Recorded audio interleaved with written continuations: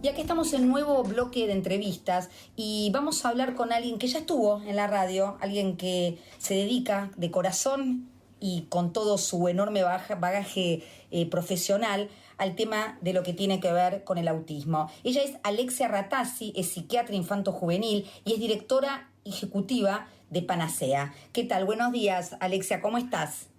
Hola, buenos días, la verdad. Ay, muy contenta, muy tomada, es verdad, por el tema del autismo. Sí. Le pongo mucho corazón, es verdad. Sí, y eso se siente, y eso es una forma muy linda también de inspirar y de enseñar, ¿no? Desde el lugar del amor y también desde el lugar del conocimiento. Vamos a contarles que ayer, 2 de abril, se conmemoró exactamente el Día de Conciencia de lo que tiene que ver con el autismo. Y entonces este día, que así se llama, Día Mundial de la Toma de Conciencia sobre el Autismo, sé que se organizaron un montón de actividades a través de lo que es Panacea, que es este programa argentino para niños, adolescentes y adultos con condiciones del espectro autista. Para empezar a hablar, me parece, Alexia, que estaría bueno que cuentes qué quiere decir el autismo, qué es esta condición y cómo podemos entender este lugar como un lugar de desafío, un lugar de poder ver el mundo diferente, pero no por eso sin derecho a participar y a tener quizá una visión desde la sociedad que pueda permitir que la gente con esta condición también pueda ser parte de esta sociedad activamente. ¿Qué sería entonces la descripción del autismo? Para que podamos bajarlo, Alexia. Sí, es muy importante lo que decís. Dijiste muchas cosas importantes ahí en la introducción y en la pregunta, pero básicamente cuando hablamos de autismo hablamos de personas que tienen ciertos desafíos a la hora de interactuar socialmente y de comunicarse. Por otro lado, tienen ciertos intereses que son muy absorbentes, o sea, son como especialistas en determinados temas. Además, muchas veces tienen mucha memoria, se acuerdan mucho de los temas que son de su interés. Y a la vez, algo muy frecuente que también se da, muchas veces son bastante sensibles a estímulos sensoriales que hay en el ambiente. Me refiero a ciertos ruidos, a las luces, al tacto, o sea que esto es bastante frecuente. Te diría que estas 3 características son las más frecuentes de las que vemos cuando hablamos de las personas que tienen una condición del espectro autista. Igual cuando decimos espectro, en realidad lo que queremos decir es que hay mucha variabilidad, hay mucha heterogeneidad en todo el grupo de personas que conforman el espectro, o sea, son muy diferentes entre sí. Siempre decimos que existe la misma diversidad adentro del espectro autista que lo que existe en la humanidad. Y en este punto vos mencionaste ese tema de la diversidad. Nosotros la verdad que lo entendemos mucho al autismo como parte de la neurodiversidad, ¿no? Parte de la diversidad humana cuando hablamos de las mentes humanas. El autismo muchas veces es una mente simplemente diferente tal vez a lo más común, pero está enmarcado dentro de la neurodiversidad humana. Y como eso, son sujetos de derechos plenos, de derechos humanos. ¿Sí? Entonces, cuando hablamos de personas con autismo, hablamos de personas con derechos humanos. Y hablamos del, por ejemplo, el derecho al acceso a la educación, el acceso a la salud, el derecho a trabajar, el derecho a la vida independiente, el derecho a tener una familia y formar una familia, a tener identidad, a no ser discriminado, a acceder a la justicia, a cuando sos grande a poder elegir dónde vivir y cómo vivir. A ver, todos los derechos que en general las personas tienen, también las personas con autismo o cualquier otro tipo de condición, tienen los mismos derechos humanos. Y a nosotros nos interesa muchísimo poner en perspectiva esto, porque cuando hablamos de la palabra discapacidad, ¿sí? Que es una palabra que muchos habrán escuchado nombrar, antes siempre se ponía como mucho foco en que la discapacidad era un atributo de la persona, y hoy por hoy, ya hace varios años, más de 10 años, que no se define más la discapacidad, ¿sí? La discapacidad no es un atributo de una persona, es una resultante entre la interacción entre una persona determinada, singular, única, y las barreras visibles e invisibles que existen en el entorno de esas personas y que le impiden ejercer plenamente sus derechos. Así que me interesaba mucho también esta visión de ubicar que cuando hay alguien que tiene un problema, un malestar significativo, se le vulnera un derecho, es porque existen barreras en el entorno y no es por las características de la persona. Y creo que esa mirada es bastante diferente a lo que veníamos teniendo en los últimos años. Sí, y sobre todo yo pensaba, Alexa, en esto quizá por mi deformación profesional como también abogada, además de psicóloga, qué interesante es pensar que el derecho tiene que tener también una practicidad. Es decir, yo puedo dar un derecho a alguien, pero si no doy los medios para que ese derecho se pueda ejercer, es un derecho en realidad potencial, no es un derecho real. Entonces, si hablamos de gente que tiene desafíos, me gustó mucho en la Gacetilla esa palabra, desafíos frente a situaciones de la vida, como tenemos todos, ¿no? Porque en realidad, desde el concepto de discapacidad, todos tendríamos alguna discapacidad para algo. Digo, así como en un momento se pusieron de moda y con una conciencia social importante el tema de las rampas, el tema de los ascensores, para los que tenían desafíos motores o cierta dificultad motora, qué interesante empezar a ver cómo podemos poner potencialidades de derechos en derechos prácticos a través de dar desde la sociedad lugar, por ejemplo, esto que comentabas, el tema del trabajo, porque una persona que tenga esta condición no quiere decir que no puede trabajar. Es más, en esto de la memoria y de la hipersensibilidad pueden ser potenciadores, ¿o no? Absolutamente. A ver, tiene que quedar muy claro, toda persona tiene derecho a trabajar. Ahora, después uno lo que tiene que trabajar mucho, en qué tiene que trabajar para hacer posible que se ejerza plenamente ese derecho, ¿no? De que las personas participen activamente en la sociedad. Vos necesitas brindar apoyos a la persona, los apoyos que necesite esa persona, y tenés que eliminar estas barreras contextuales para que se pueda dar, ¿no?, ese derecho. Y cuando me refiero a barreras contextuales, vos mencionaste algo de las rampas, por ejemplo, eso tiene que ver con las más visibles, ¿no?, de infraestructura. Sí. Pero muchas de las barreras que nos encontramos cuando hablamos del autismo, que muchas veces es como, entre comillas, lo digo, una discapacidad invisible, porque no es que vas por la calle y te das cuenta quién tiene una condición del espectro autista y quién no, porque no se le ve, ¿sí? No se le ve en el cuerpo, en la cara. Entonces es bastante invisible. Las barreras que existen son actitudinales, son estas barreras invisibles que tienen que ver con los prejuicios de las personas, con las creencias, con los mitos, con las actitudes condescendientes, paternalistas, ¿sí? El pensar qué pobrecito esa persona, pensar que esa persona no puede. Bueno, esas ideas, esas creencias, esas miradas son las barreras actitudinales que existen en muchos contextos, y ahí voy al ejemplo de los trabajos, que mucha gente en los trabajos piensa, cree que una persona con autismo no puede trabajar en igualdad de condiciones de los demás, y eso es falso. Es falso. Y es más, como vos decías, hay muchas personas dentro del espectro que a veces hasta sin apoyos pueden contribuir y mejorar hasta la productividad de un trabajo, ¿sí? Porque la diversidad enriquece siempre. Totalmente. Tener otros puntos de vista siempre enriquece a los equipos de trabajo. Sí. Y yo escuchándote, Alexia, decía, qué interesante primero poder entender cómo esta condición diferente implica una percepción del mundo diferente, ¿no? Que como decís vos, puede hasta enriquecer porque nos saca de esta rigidez de ver el mundo de una manera y entender que cada uno vive la realidad y la mira desde su propia historia, desde sus propios anteojos, y que en realidad no hay una manera correcta o incorrecta, ¿no? Eso para empezar. Y segundo, digo, qué importante también el poder romper con mitos, porque quizá lo mío es un poco naïve, pero digo, quizá estas barreras invisibles tienen que ver con falta de conocimiento. Por eso digo, qué interesante que pueda existir esto de poder barrer con estos mitos, de explicar qué es esta condición, para que no haya creencias erróneas o creencias que en realidad lo que hacen es generar mucho más dolor a esta condición de que por sí, obviamente, como toda limitación, genera un trabajo extra, ¿no? Absolutamente, es muy cierto lo que decís. El desconocimiento y la ignorancia son fuentes masivas de discriminación, de prejuicio, de miedo. Exacto. O sea, el desconocimiento genera miedo en las personas, ¿no? Y esos son prejuicios, miedo, y esta idea tal vez errónea sobre una persona.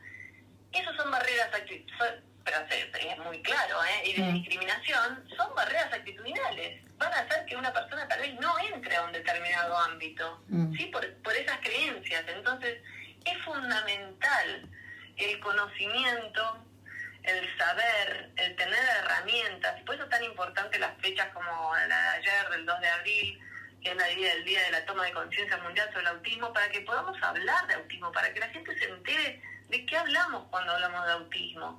¿Por qué? Porque la información es poder, el saber es poder.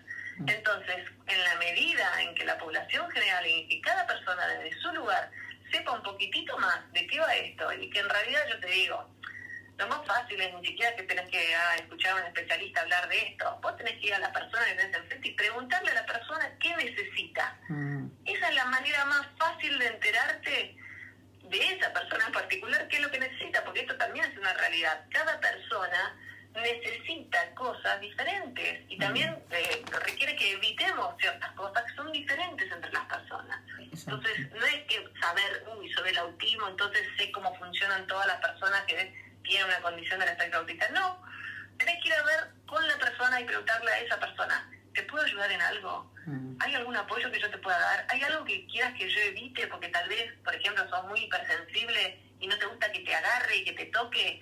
Bueno, si las personas de alrededor se enteran de qué necesitan estas personas, es mucho más fácil, pero mucho más fácil. Sí, y también pensaba, Alexia, esto de que popularmente, quizá me pongo en Doña Rosa, como se decía antes, hasta se entendía el autismo como una situación de un mal desempeño maternal, que el autismo tenía que ver con una madre distante o una madre demasiado posesiva. Entonces digo, ese también es un mito que sería lindo poder aclarar, porque también puede ser hasta un lugar de vergüenza para quien no entienda, tener un hijo que tiene esta condición, porque pareciera que es algo que fallé yo como adulto, como padre, ¿no?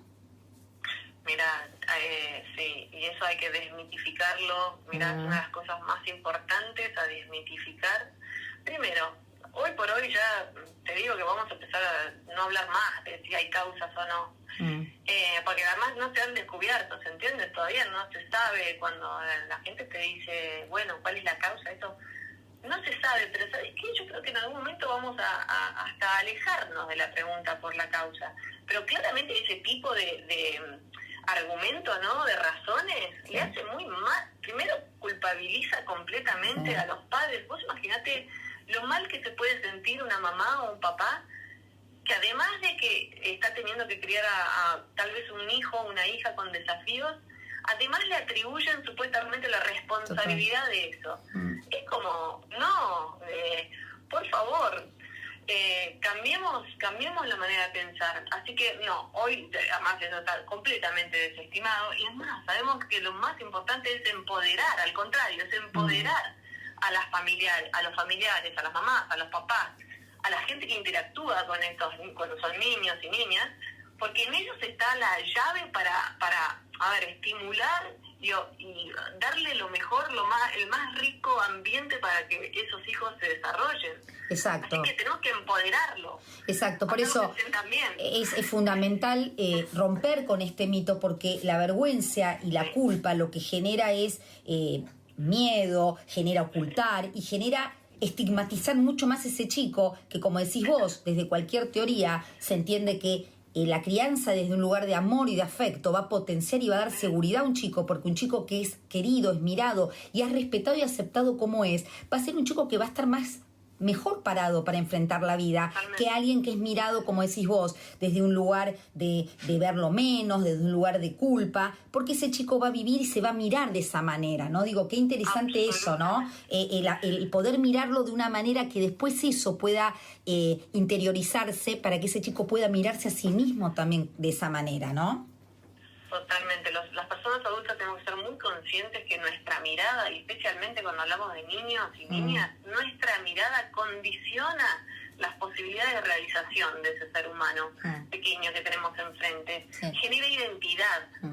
Nosotros podemos a través de nuestra mirada hasta sentenciar a alguien. ¿Sí? Después ocurre lo que llaman las profecías autocumplidas. O podemos abrirle el mundo a posibilidades infinitas. Entonces, nuestras creencias, miradas, son muy poderosas y tenemos que ser muy conscientes de esto. Y no solo las miradas y las creencias, sino también las palabras que usamos. ¿Sí? cómo definimos las cosas, cómo describimos las cosas. Por eso también tienen poder las palabras que usamos. Entonces, es muy importante desde el paradigma actual, cuando hablamos de neurodiversidad, cuando hablamos del modelo social de la discapacidad, es tener esta visión donde lo primero y principal es la aceptación de la persona tal cual es.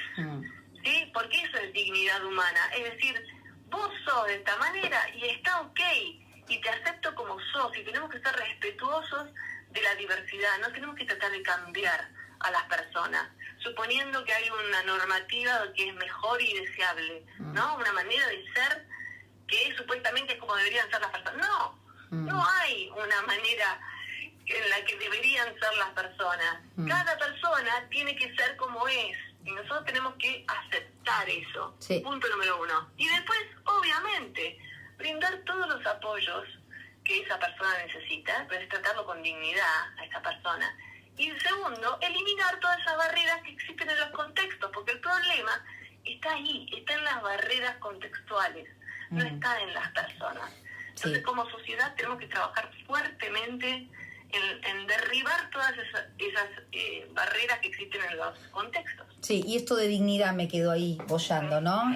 La dignidad de todas las condiciones. Yo recuerdo hace muchos años cuando hice una práctica, y ahora se me está olvidando el lugar, pero que trabajaba con chicos con condición de autismo y también con parálisis cerebral, y me acuerdo que me marcó mucho que a la hora de comer, es decir, se armaba toda una situación y decían, el niño, sobre todo los niños que tenían parálisis cerebral, hay que sentarlos, hay que darles, como tiene que hacer una situación de respeto a que este niño, que a lo mejor quizá no entiende o no sabe, pero en verlo como una persona digna.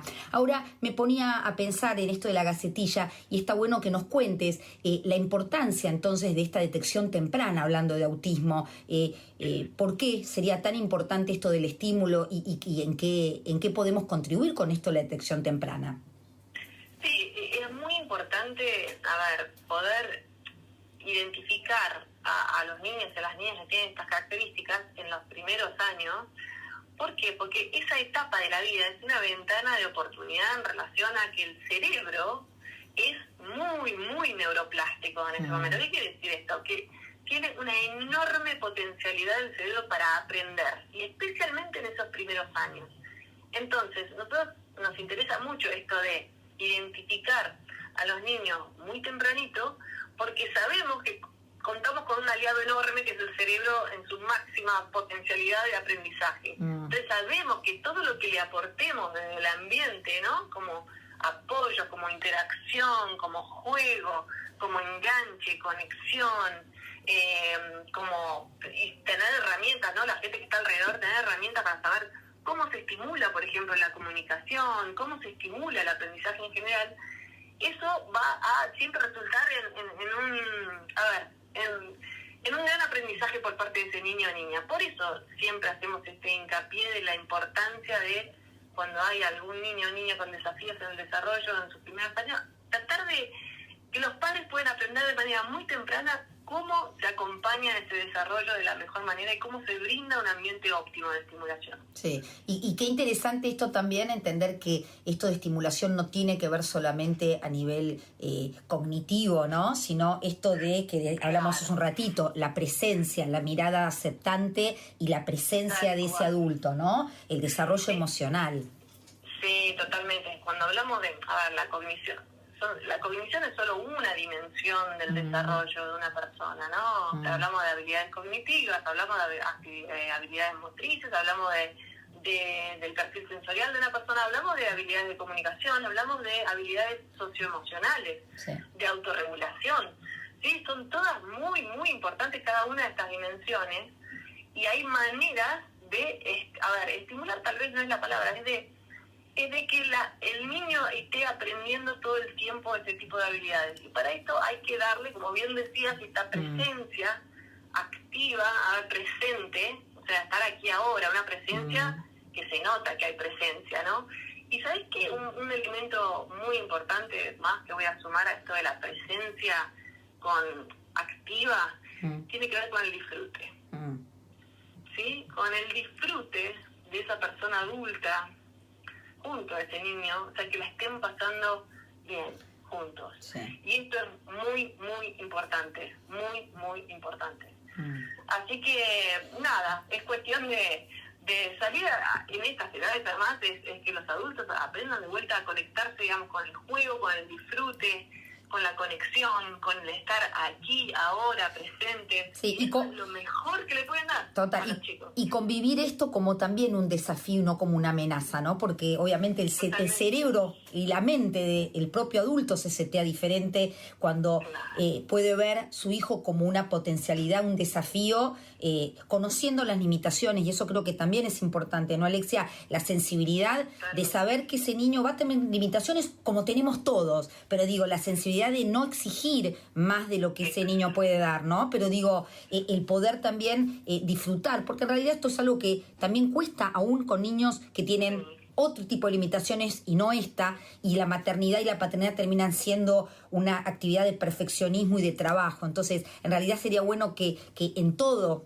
con todos los niños pueda haber un disfrute, un gozo, juego, tiempo. Y también veía desde Panacea, contanos entonces esta 5ª temporada que están lanzando de manera gratuita, esto de poder brindar esta información de calidad respecto a lo que tiene que ver con el autismo. Sí, bueno, tenemos, siempre le digo a todas las personas, tenemos un canal YouTube en Panacea que está muy nutrido. Y uno de los programas que tenemos ahí se llama el programa Aquí Ahora, que es un programa basado en entrevistas a referentes sobre distintas temáticas, ¿no? Siempre ligado un poco al tema del autismo, pero realmente hemos tenido la oportunidad de hablar con gente muy grosa. Y este año se inaugura la 5ª temporada, que viene también con algunos temas muy, muy, muy importantes, muy actuales. Está, por ejemplo, el tema de... A ver, tenemos una diversidad, ¿no? Son 10 entrevistas en general, pero estamos tomando el tema de mujeres, estamos tomando el tema de sexualidad, estamos tomando este tema del ser presente y el rol del mindfulness, por ejemplo. Estamos tomando el tema de la rehabilitación del lenguaje a través de la escritura. Estamos tomando el tema de planificación centrada en la persona en relación a la vida adulta. Estamos tomando así como varios temas que son de verdad que yo les aseguro, del tema de, por ejemplo, los problemas que a veces las personas con autismo pueden tener con el sistema legal y judicial y cómo navegar ese tema. Vieron, por ejemplo, la noticia de las otras semanas atrás, que hubo una policía en el Premetro que se encontró con este joven de 11, 12 años y que fue un lío, ¿no? Bueno, todos estos temas y más, hay más porque son muchos más y están todas las otras 4 temporadas, ahí están accesibles en nuestro canal YouTube para escuchar y aprender. Y están totalmente disponibles, o sea, abiertos. Así que siempre invitamos a la gente a visitar nuestro canal YouTube, donde van a encontrar muchísima información de utilidad y van a aprender sobre un montón de cosas. Buenísimo. Eso es súper interesante, así que bueno, vamos a ir cerrando la nota. Te felicito individualmente porque, como te dije, esto que de corazón haces y se nota, es una contribución enorme para poner luz no solo en esta condición, sino en todas las condiciones y en esta capacidad de diversidad, de entender diferentes formas de percibir y ver la vida, respetar esas formas y nutrirse también de esas formas. Y como palabra aceptando, ¿no? Y respetando. Así que vamos a decir que para los que se quieran acercar a Panacea, el sitio web es entonces www.panacea.org, que está entonces también la posibilidad de hacer algún tipo de contribución o acercarse acercarse a este tipo de programas que ofrecen de manera gratuita, el canal de YouTube. Contanos si no algún dato más como para poder acercarse y poder participar de alguna manera, de manera activa, de todo lo que tiene que ver con Panacea. ¿Cómo pueden hacerlo? Sí, totalmente. Ya, o sea, si nos siguen en redes sociales y si se suscriben al canal YouTube, ya nos ayudan. En todas las redes sociales estamos en todas, es @Panacea. Y también tenemos una plataforma de capacitación online para la gente que se quiere capacitar un poquito más, que es cursos.panacea.org. La verdad que tenemos un sinfín de actividades. Tenemos, para la gente que quiera, la verdad que para los que se quieran hacer amigos solidarios de Panacea, tenemos varias actividades para los que necesitamos más amigos solidarios. Perfecto. Como por ejemplo los talleres STEM que hacemos, que son gratuitos también para los padres. No sé, hacemos un montón de cosas.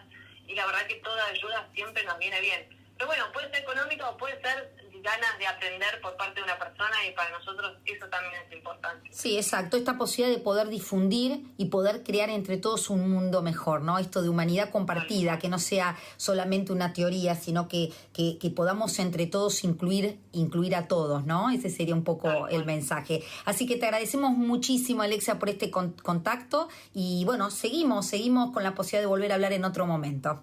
Dale, te agradezco mucho. Bueno, te mando un saludo. Muchísimas gracias. Chao, un saludo. Estuvimos entonces hablando con Alexia Ratazzi, ella es directora de Panacea, y hoy hablamos entonces de autismo.